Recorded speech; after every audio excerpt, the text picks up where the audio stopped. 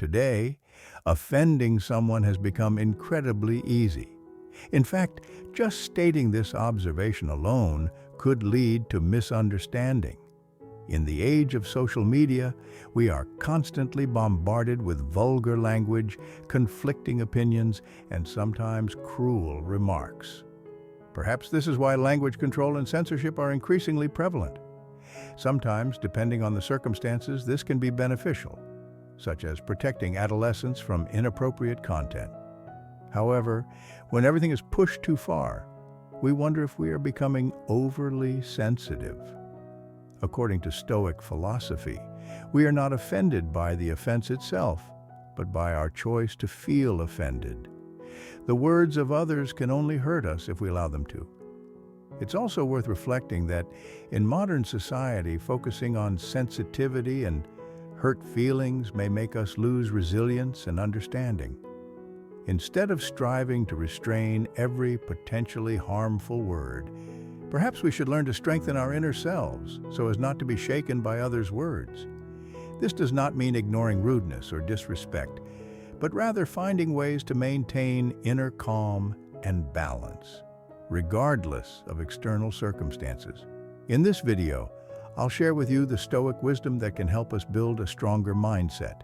Seneca the Younger, not only a statesman, playwright, and satirist, but also one of the greatest Stoic philosophers. Seneca was particularly interested in the nature of insults and the feeling of being offended, and he articulated his thoughts clearly in his work De Constantia Sapientis, meaning On the Firmness of the Wise. In this work, Seneca criticizes his friend Serenus, who wishes that no one should offend anyone. According to Seneca, this is entirely impractical and beyond our control. Instead, he believes that we should focus on not allowing ourselves to be offended, as this is within the capacity of each individual. Seneca teaches that what others say or do cannot truly harm us unless we allow it to.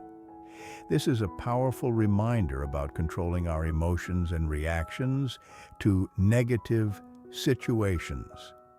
It not only helps us maintain inner peace, but also fosters resilience and strength within. In the modern world, where sensitivity and vulnerability seem to be widespread, Seneca's teachings remain highly relevant. Instead of desiring to change others, we can learn to control our reactions, strengthen our inner selves to cope with challenges and malicious words. That's how we become stronger and remain unaffected by external factors. This leads us to the first wisdom. 1. Don't expect the world to always be perfect. The world around us is filled with selfish, rude, arrogant, ignorant, cowardly, and cruel individuals. While this may sound pessimistic, it's the reality. We can't expect everyone to treat us well because humans inherently harbor a myriad of emotions, desires, and varying states of mind, from anger to happiness, from deceit to brutality. Human beings are a complex mix of emotions and diverse desires. Understanding this helps us not to be surprised or disappointed by others' imperfections. Instead, we can focus on self-development, learning to control our emotions and reactions. Then, when facing anyone or any situation, we can maintain composure and autonomy, turning our inner world into a peaceful and robust place. There are many conflicting viewpoints in this world, some of which we may not agree with. Struggling against this only leads to disappointment and makes us prone to being offended by things that are simply part of nature. Demanding that the world not harm us is futile because we cannot change over 7 billion people according to our wishes. As Seneca analyzed, and I quote, "That you desire to have all men good, this is nearly impossible. Moreover, those who are really good profit by doing wrong, whereas those who cannot endure it after it has been done are not really good." Now, while we cannot expect everyone to always treat us well, It doesn't mean that we have to accept those who treat us poorly. We can set boundaries and decide not to spend time, or at least limit interaction, with those who do not respect us. But when we accept that humans have two sides, both light and dark, we not only create a more livable environment on this earth, we also respect everyone's right to exist and their freedom of speech. 2. Embrace the truth and eliminate the meaningless. Let's look at Seneca's words about dealing with harsh, mocking remarks that others may throw at us. He said, "Some have joked about my bald head, weak eyes, thin legs, and short stature. What harm is there in saying to me what everyone can see?" End of quote. Now, the approach is quite simple. If someone insults you, ask yourself whether it truly hurts you and whether it's worth your concern. If it's the truth, then why does the truth hurt? Or, as Seneca said, what harm is there in saying something that everyone can see? If they are just meaningless things, then why are we offended by things that have no significance? If someone throws meaningless words at us, aren't they the ones who should be ashamed instead of us? Before we care about insults, we need to ask ourselves whether they mean anything to us and whether they are worth our concern. 3.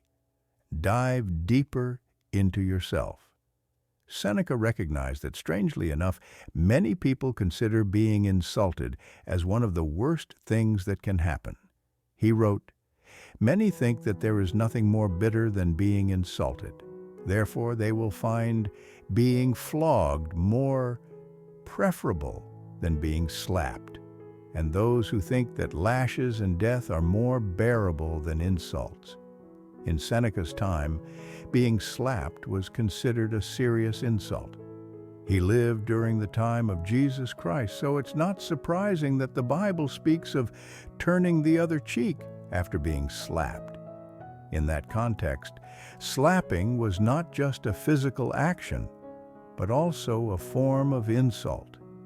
When we're insulted, often our self-image and our perception of the world feel threatened. This stems from the stories we tell ourselves and about how we imagine the world around us. That's why we see that in different cultures and communities, people can be insulted by different things. When there's a conflict between what we believe and the truth, whatever it may be, this can make us feel insulted. There are questions we can ask ourselves. Why do we feel insulted? What is the root of this issue? Is it due to a past event? Or is it because of a specific mindset? Could it be that we've been shaped by cultural values that offend us?